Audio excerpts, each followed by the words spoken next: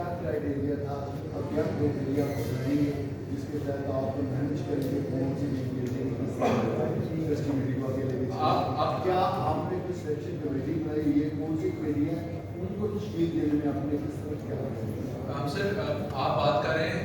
یہ لاہور فیسٹیول کی آپ کھیل تک آپ کی بات کی ہے 1,20,000 جو ہماری رجسٹریشن ہیں وہ ہماری ہوئی ہیں کھیلتا پنجاب کے اندر اس کی بات کر رہے ہیں ہم کوئی لاہور کے اندر نہیں لاہور فیسٹیول وہ کھیلتا پنجاب کے اندر 1,20,000 ہے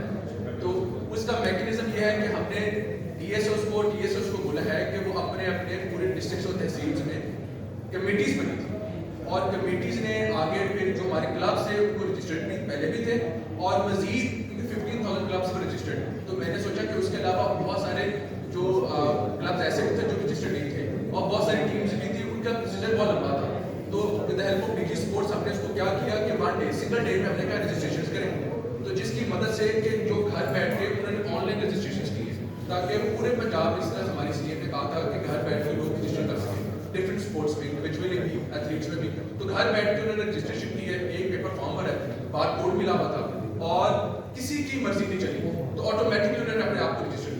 کیا سر میرا کوشچن آپ سے یہ ہے کہ آپ دونوں منسٹرز بیٹھے ہیں Punjab university is one of the biggest university right now in Punjab لیکن وہاں پہ جو اسپورٹس کے اسٹوڈنٹس ہیں ان کو ویسے فیسیلیٹیٹ نہیں کیا جاتا نہیں اسپورٹس جو آپ کا ہاسٹل ہے اس کی حالت ایسی نہیں ہے کہ کمرے میں 6-7 لوگ رہ رہے ہیں نمبر 1 نمبر 2 بات یہ کہ اسپورٹس میں ایڈمیشن تو دے دیتے ہیں آپ لوگ کوٹا بھی آپ نے لمیٹڈ کر دیا پہلے اس سے زیادہ تھا I am also one of the student of Punjab university private sector سے میں Punjab university I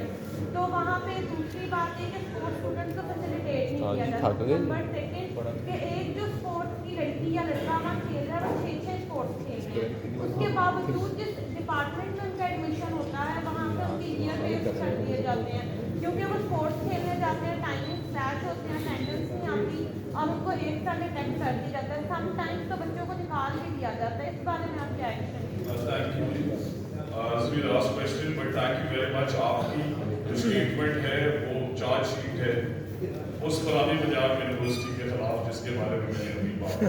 and as of we speak so خالی یہی نہیں کہ اسپورٹس ڈپارٹمنٹ میں آپ کے نوٹس پہ ہے ایک ڈپارٹمنٹ کے 8 ڈپارٹمنٹس بنا دیے گئے اور پھر تھینک یو ویری مچ اگر فیسلٹیز نہیں ہیں تو فیسلٹیز ڈیولپ پی سیز نے کرنی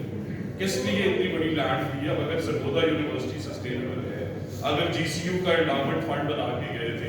اگر غازی یونیورسٹی اپنے ایکسپینڈیچر پے کر دیے تو وائی ناٹ پنجاب یونیورسٹی اور یہ آپ کو پتا ہے کہ ایک بڑے عرصے کے بعد کئی دہائیوں کے بعد وی سی جو ہے پنجاب یونیورسٹی کو نے میرٹ کرتا ہے اور میں اوپنلی یہ ایڈمٹ کرنا چاہتا ہوں کہ اس میں باہر غیر جو فی الحال پنجاب یونیورسٹی کے حالات ہیں ان پہ ہماری بھی بڑی سیریس ریزرویشنز ہیں بٹ میں اور honourable secretary higher education department ہم نے پچھلے ہفتے پی یو کا وزٹ کیا اور جس طرح میں نے کہا کہ خالی یہی نہیں کہ اب آپ نے پی سیز لگا دی so yes they are very good people yes they gave through a process yes they are most honest people that we could find in Pakistan but they should also know کہ ان کا plan کیا ہے so what are the targets for year number 1 enrolment کس پہ بڑھانی ہے کون سے ڈسپلنز ایڈ کرنے ہیں کیوں ہم پرانے سارے ڈسپلنز پڑھا رہے ہیں ابھی تک چپ مینوفیکچرنگ ہمارے پاس یہاں پہ